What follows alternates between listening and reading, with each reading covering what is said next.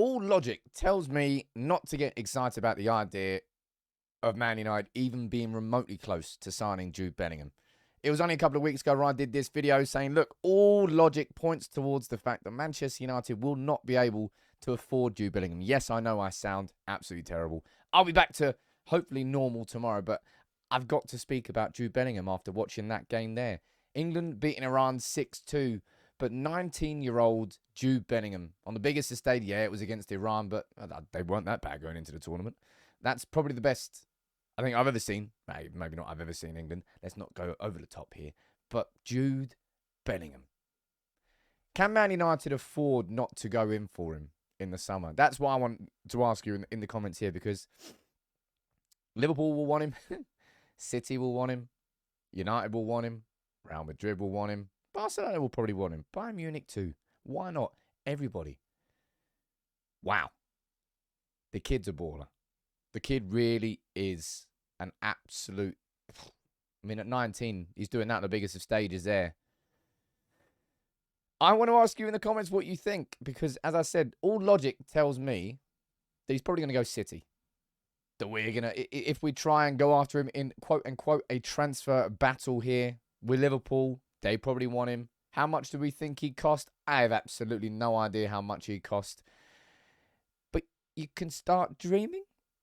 You can let me know what you think in the comments below, but I have to comment on it because it was just that good. And overall, was an England performance. I want to speak about a little bit of Marcus Rashford, Luke Shaw, Harry Maguire, all of them. But given Manchester United need a central midfielder, basically every single box that Bellingham ticks is the boxes that we need.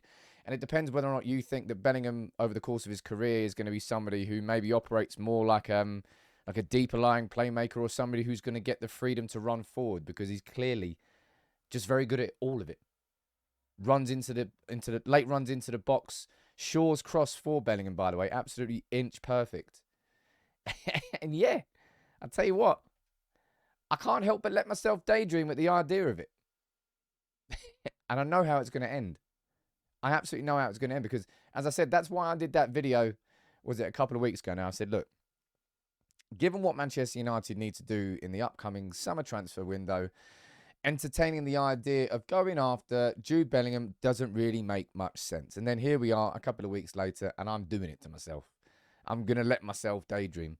Because, as I said, can Man United afford just to sit there and watch City go after him?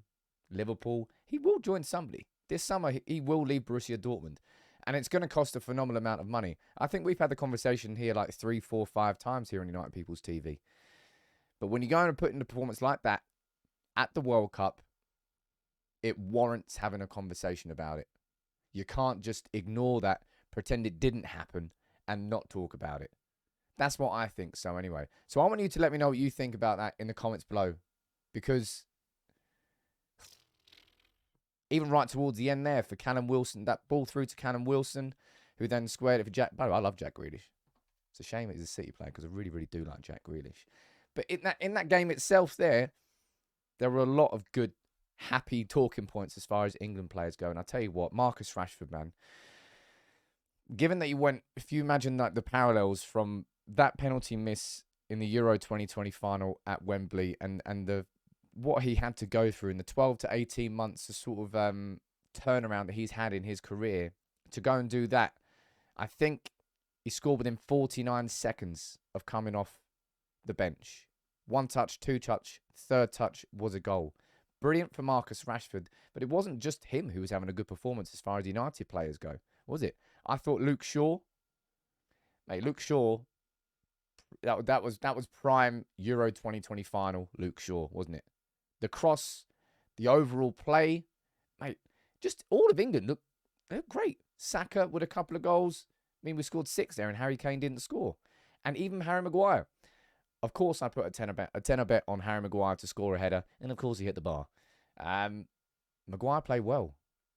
Maguire played like England Maguire rather than United Maguire. And there's going to be people who come here in the comments saying, Sam, how dare you compliment Harry Maguire after you slated him so much?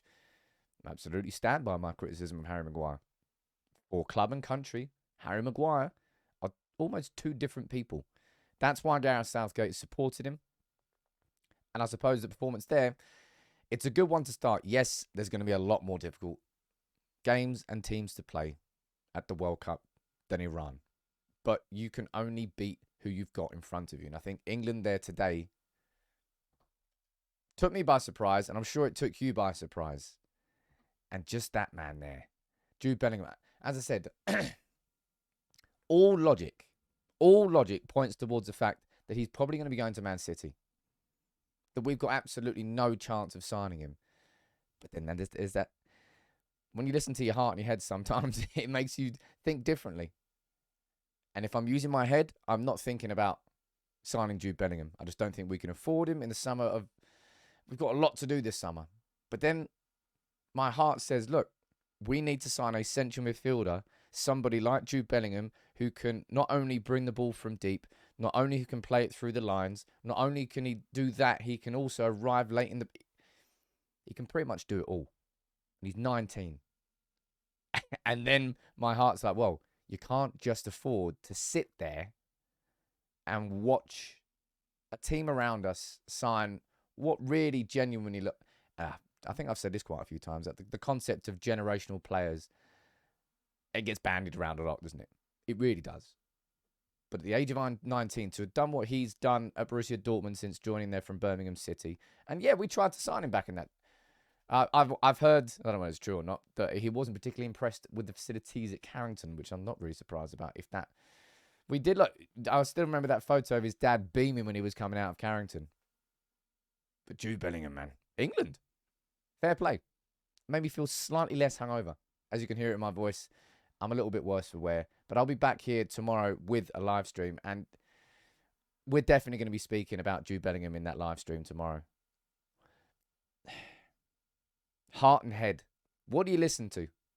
Logic, or I suppose a bit emotion, if you want to call it that. Wow. Jude Bellingham looks like an absolute baller. And as I said, I'm really, really happy for all United players there. I'm happy for Luke Shaw that he performed like he did. And for Marcus Rashford, that really is... That'll feel like such a relief and a release for him. It really, really will. And I've got to give credit to Harry Maguire for that performance. And look at these for a couple of mad stats from that game. This is, well, it's not really a good look for England when this record exists. Since 1966, Maguire's goal against Iran means he has the second most assists for England at the World Cup behind Beckham. And Marcus Rashford's goal against Iran was the third quickest by a substitute in World Cup history. Good day for United players. And maybe a good day for a future Manchester United player. You can let me know what you think in the comments below there, but it was a match there, 6-2 winners England were, and it was a match where you could have given man of the match to quite a few players. It would probably go to Bukayo Saka. He got 2 goals and he was fantastic. But Jude Bellingham there, it's finally Gareth Southgate's released it. Felt like the handbrake was off there a little bit for England. Felt like we were going after the game. Typically, what we might have done, what we have seen under Gareth Southgate, is when you go 1-2 up, you close up shop and you go inwards. England didn't do that. England went for it. 5, 6 goals. Could have been more. And Jude Bellingham was absolutely fundamental to that. Imagine him there. Look, as I said, imagine Bellingham being there alongside Casemiro with Bruno Fernandes or Christian Eriksen, or just a rotating midfield trio of all of those. That's what I'm letting myself do now. I can't help it. Not when you see a performance like that. You let me know what you think in the comments below, whether that is, yeah, Sam, just ignore it, man. There's no logic in it whatsoever. We know he's going to be joining Man City. Why are we going to waste our time? That's why I did that video 2 weeks ago, because that's really what I thought. But then when I watch a performance like that, I'm like, Sam, why have you got to be so logical all the time? Sometimes, just listen to your heart. And maybe that's why we should be having a conversation about Jude Bellingham. Let me know what you think about that in the comments below. I'll be back with the live streams tomorrow morning, and we'll definitely be talking about that England game. There's more games coming today. Was it Senegal against Netherlands, USA against Wales, the World Cup? Yeah, man, it started. And now I can get excited about it.